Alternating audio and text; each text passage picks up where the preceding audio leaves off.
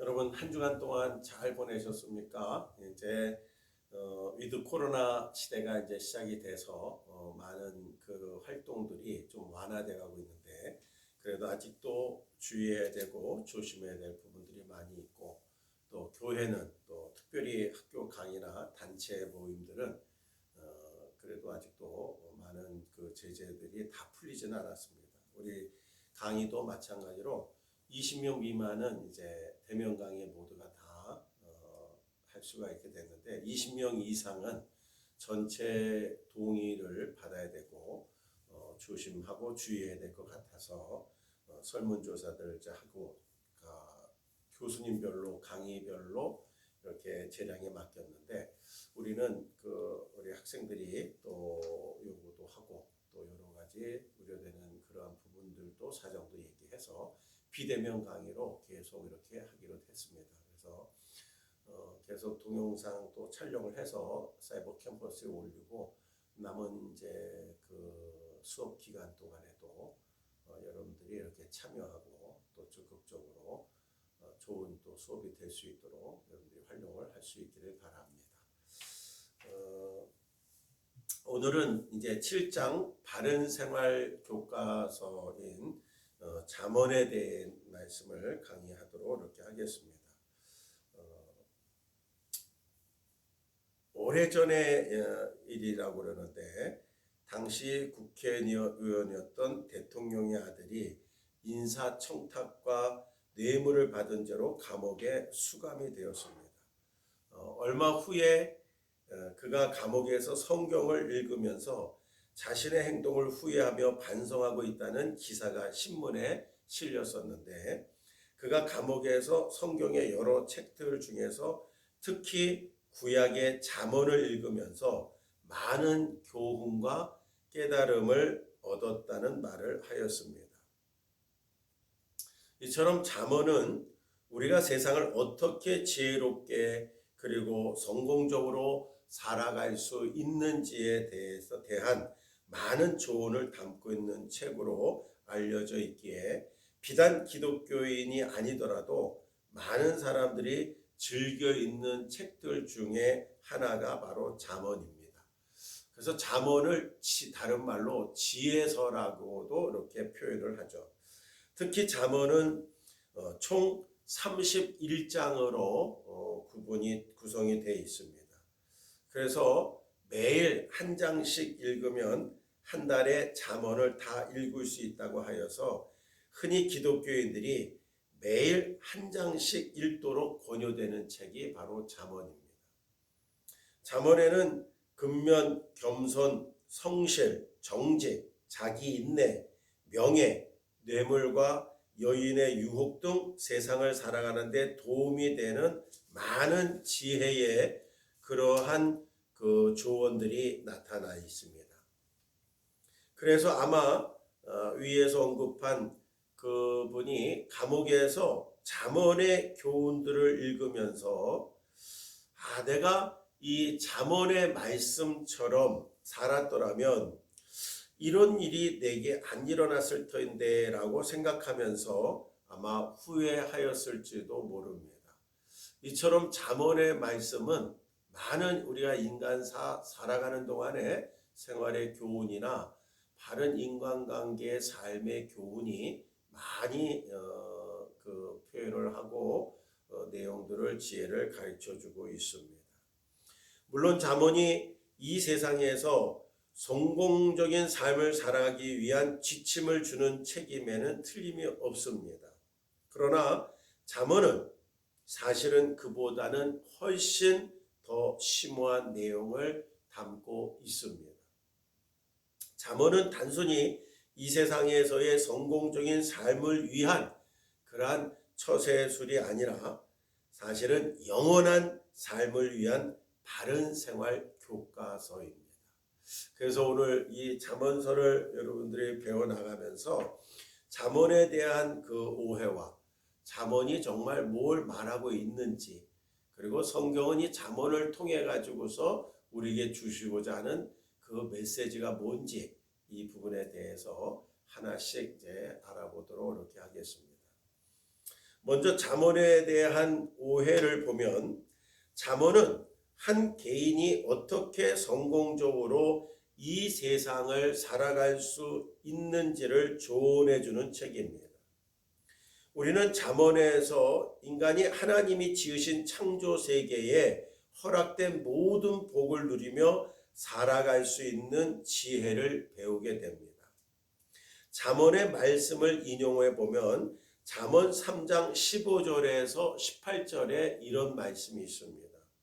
지혜는 진주보다 귀하니 네가 사모하는 모든 것으로도 이에 비교할 수 없도다. 그의 오른손에는 장수가 있고 그의 왼손에는 부귀가 있나니 그 길은 즐거운 길이요 그의 지름길은 다 평강이니라. 지혜는 그 얻은 자에게 생명나무라. 지혜를 가진 자는 복되도다. 잠언의 3장 15절에서 18절에 나오는 말씀입니다.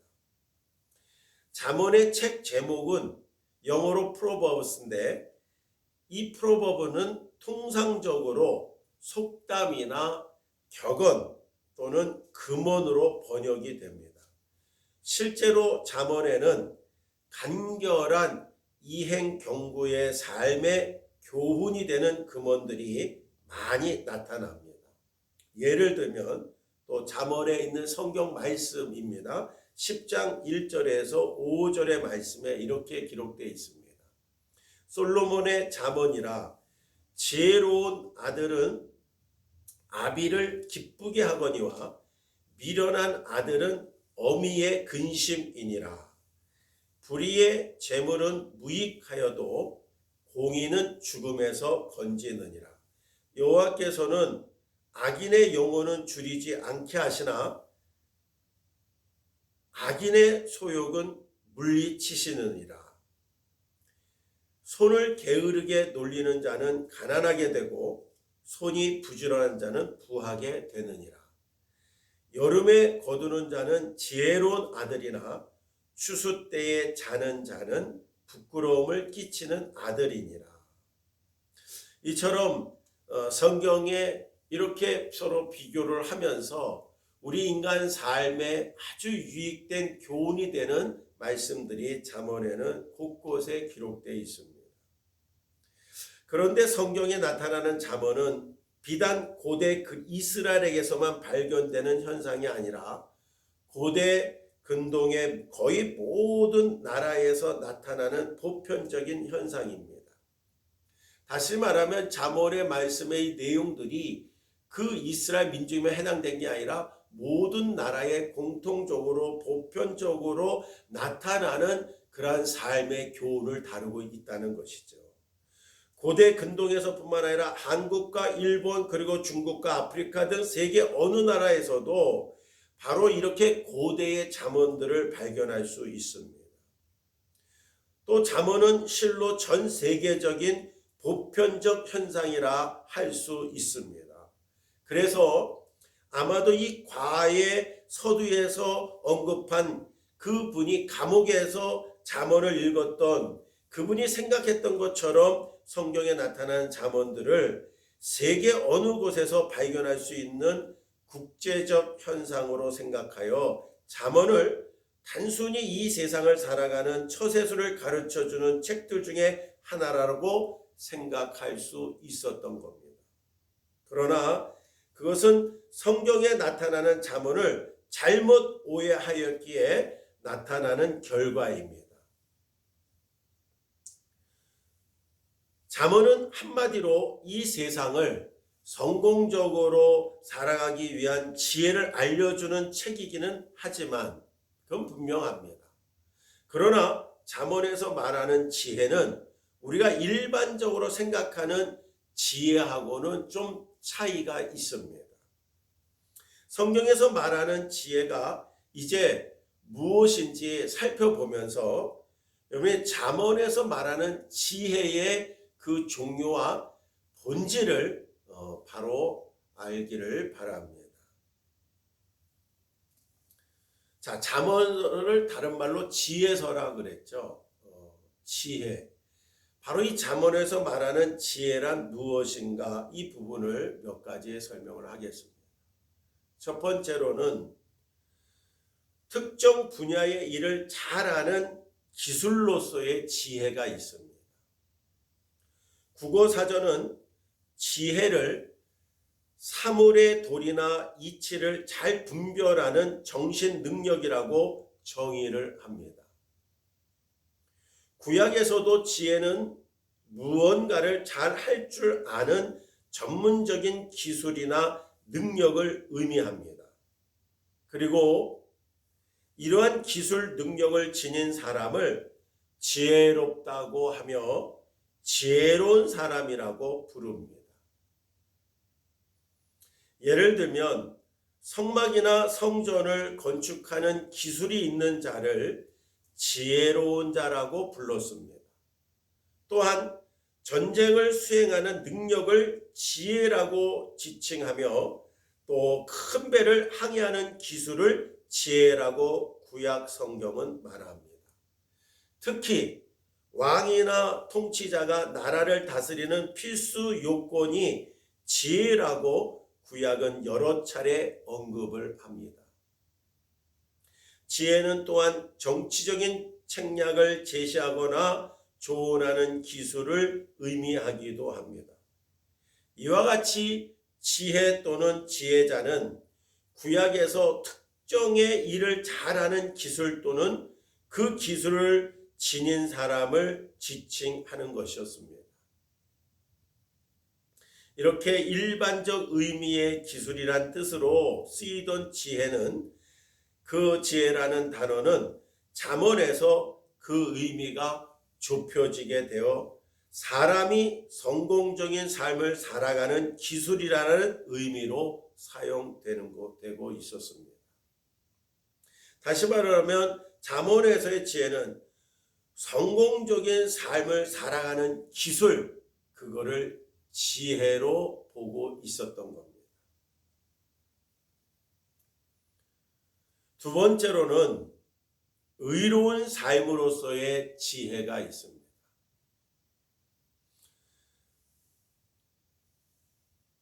잠언에서 지혜는 이처럼 기술이나 지식이라는 중성적 의미에 머무르지 않고, 잠언에서 지혜는 도덕적이고 윤리적인 의미로도 사용이 되고 있습니다.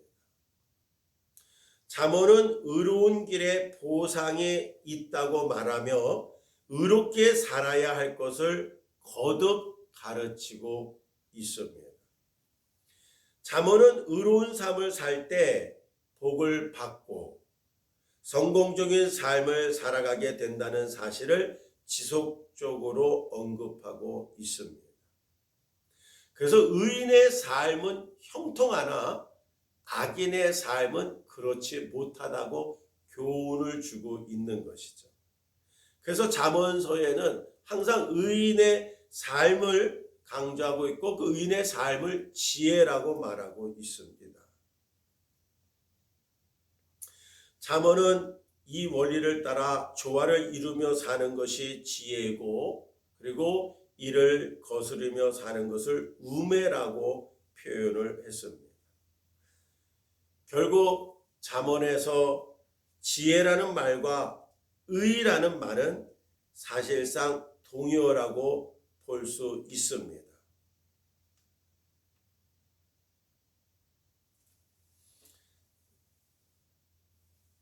잠언은 크게 이 서론과 본론의 두 부분을 구분할 수 있는데, 바로 잠언 1장에서 9장까지는 바른 길을 걷는 것을 지혜라고 선포하고 있고, 잠언 10장 이후에서 31장까지는 지혜로운 자와 의로운 자가 수없이 평행으로 나타납니다. 그래서 잠언에서는 사실은 이 지혜와 의를 같은 모습으로 맥락으로 보고 있는 것이죠. 지혜와 의를. 그래서 항상 이렇게 이거 두 가지 이분법으로 얘기하면서 의로운 삶과 의롭지 못한 의인의 삶과 악인의 삶, 의와 불의의 삶 이런 것들을 많이 대조를 하면서 의로운 삶, 지혜로운 자의 삶은 곧 형통을 말하고 있고 이 땅에서 존귀한 자가 됨을 얘기하고 있습니다. 이 땅에서의 삶의 존귀한 자. 여러분이 그 칠판이 요즘 이제 이게 전자칠판들이 아니기 때문에 또 거리상이 있고 이거를 전문 카메라도 아니고 이제 그 탭을 가지고 또 휴대폰 가지고선 동영상을 촬영하기 때문에 잘 보이지 않을 것 같아요. 그래서 요즘 이제 칠판을 잘 가급적이면 이제 안 쓰는데 가급적인 것들은 이렇게 간단한 것들은 여러분들이 말로 듣고 그렇게 이해해주면 좋겠습니다. 이 잠언서에 나타나는 그러한 지혜를 의로운 자의 그러한 삶과 이게 계속적으로 잠언 10장 위에 평행으로 나타나기 때문에 이 잠언서를 읽게 되면 그래서 많은 인간사 삶의 윤리와 도덕적인 삶의 지혜도 얻게 되고 생활에 대한 지혜, 관계에 대한 지혜, 여러 가지의 지혜를 얻게 됩니다. 자, 따라서 잠언에서 가르치는 그 지혜, 즉 삶의 기술은 성공을 거두기 위해서 몇 가지 단순한 요령을 습득하는 것을 의미하지 않죠. 1차 지혜의 기술을 필요한 것 지혜라 그랬죠. 그러니까 단순히 그 기술을 몇 가지 얻기 위한 기술을 지혜로만 보지 않았다는 것이죠. 인생의 진정한 성공이란 정의로운 삶의 태도에서 얻어지는 것임을 역설하고 있습니다. 잠언에서 지혜는 이처럼 어떠한 기술만 아니라 도덕적인 또 윤리적인 그런 인간 관계적인 그런 측면에서의 의미도 지니고 있다라는 것이죠. 자, 이게 두 번째까지 잠언에서 말하는 지혜입니다. 이제부터 이 세 번째 내용들이 중요합니다. 바로 하나님을 경외하는 삶으로서의 지혜입니다. 잠언에서는 지혜는 단순히 전문적인 기술이나 윤리적인 개념으로만 그치지 않고 이제 한 걸음을 더 나가서 신학적인 차원과 깊이 결부되어 있다는 것을 잠언 1장을 읽어보면서부터 금방 알게 됩니다. 이미 교회를 다닌 사람이나 또 성경을 읽어본 사람은 눈치를 챘겠죠. 또 이미 알고 있는 자도 있죠. 이 잠언서는 단순히 인간의 삶의 방향, 그 다음에 윤리, 도덕, 기술, 처세술, 또 뭐 교본 이런 것만 국한되지 않고 사실 여기서 말하는 이 지혜는 1장에 시작되면서 얘기했던 하나님을 경외하는 삶을 말하고 있는 것이고 이스라엘의 하나님 여호와와 밀접한 관계가 있다는 것을 알게 될 겁니다. 잠언에서 가장 두드러지는 특징은 바로 지혜가 여호와 경외라는 단어와 연결된다는 점입니다. 한 번 더 칠판을 계속 쓸게요. 그래서 이 잠언서의 지혜는 바로 여호와 경외라는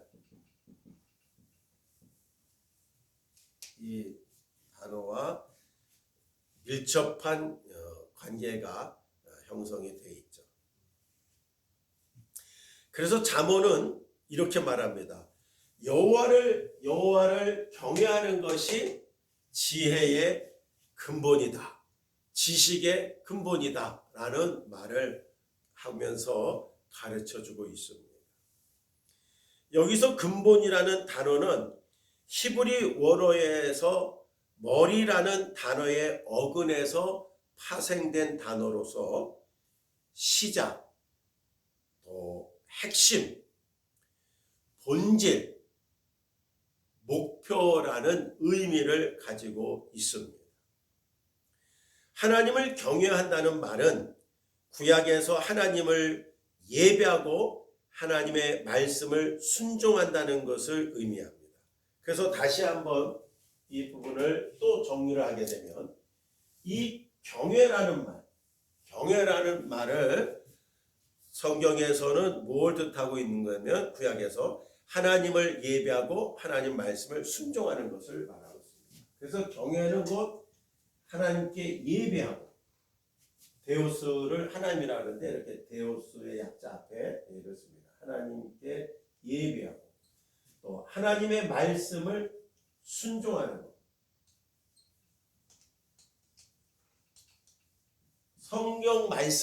성경대로 순종하는 삶. 예배와 순종의 삶을 여호와 하나님께 경외한다라고 구약 성경은 말을 하고 있습니다. 그래서 사실은 하나님을 경외한다는 것, 잠언은 여호와를 경외하는 것이 지식의 근본이라고 얘기하고 있으니까 하나님을 경외한다는 것, 하나님께 예배하고 하나님의 말씀을 순종한다는 것, 그것이 곧 잠언서에서 지혜로운 자의 삶이라고 말씀을 하고 있는 겁니다. 결국 여호와 경외는 여호와에 대한 신앙을 대신하는 말입니다. 성경은 하나님에 대한 신앙에서 바로 지혜가 나온다고 가르치고 있습니다. 그래서 하나님의 신앙과 말씀을 따라 살면 인간관계에서도 우리가 바른 윤리와 도덕적인 삶을 살아갈 수밖에 없고 또 이 땅에서 사는 동안에 이 사물에 대한 어떠한 삶의 지식도 얻게 될 수 있다라는 것입니다. 성경은 하나님에 대한 신앙에서 바로 지혜가 나온다고 가르치고 있고 또 사람에게 말씀하셨도다. 보라, 주를 경외함이 지혜요 또 악을 떠남이 명철이니라 라고 성경은 말하고 있습니다. 결과적으로 지혜는 전적으로 신앙적인 행위를 의미하게 되는 겁니다. 이게 잠언서가 얘기하는 신학적 의미의 중요한 내용들입니다. 그래서 지혜는 여호와 경외에서 출발할 뿐만 아니라 여호와 경외가 그 핵심이고 궁극적으로 여호와 경외를 지향하는 정신 활동이 되는 겁니다. 잠언에는 여호와 경외라는 말이 상당히 많이 이 잠언서에 등장을 합니다. 잠언서의 어느 특정 부분에만 나타난 것이 아니라 잠언 1장부터 31장까지 책 전체에 걸쳐 골고루 분포되어서 나타나고 있는 단어가 여호와 경외라는 단어입니다. 잠언의 주제가 그러므로 여호와 경외라는 것을 가히 짐작할 수 있습니다. 그래서 이 잠언은 지혜에 대한 얘기인데 우리가 단순히 지식, 기술에 쓸데없는 지식, 또한 사람과의 관계, 윤리와 도덕적인 지혜 이것만이 아니라 뛰어넘어 신학적인 의미 속에서 잠언서 말하는 지혜는 여호와를 경외하는 것이다 라는 것을 계속 강조하고 있고 그 경외의 우리 인간의 삶은 창조주에 대한 피조물에 마땅해야 될 의무로서 예배와 순종의 삶을 가르치고 있는 것이 바로 이 잠언의 핵심적인 말씀 내용들입니다.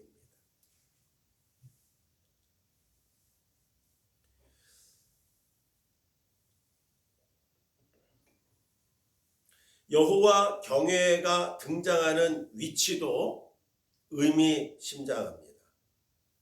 여호와 경외는 잠언의 서두에 배치되어 책 전체의 모토 역할을 하고 있는데 여호와 경외가 다시 9장 10절에 배치됨으로써 잠언의 큰 첫 번째 단락의 앞과 뒤를 묶어줌으로써 여호와 경외가 잠언서의 첫 번째 단락의 핵심 사상임을 나타내고 있습니다. 또한 책의 가장 마지막 부분인 31장 30절에 다시 나타나서 1장 7절에 책 전체를 감싸면서 얘기했던 지혜 여호와를 경외하는 것이 지혜의 지식의 근본이라고 말을 하고 시작했던 것처럼 잠언 전체 핵심 사상이라는 것을 조금도 의심 없이 나타내주고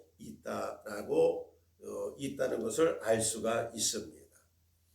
그러므로 여호와 경외가 구체적으로 무엇을 의미하는지에 대해서는 이제 좀 더 강의 진행해 나가면서 그 부분에 대해서 다루도록 이렇게 하겠습니다. 잠시 우리 1편 요 강의를 끊고 또 2편에 이어서 강의하도록 이렇게 하겠습니다.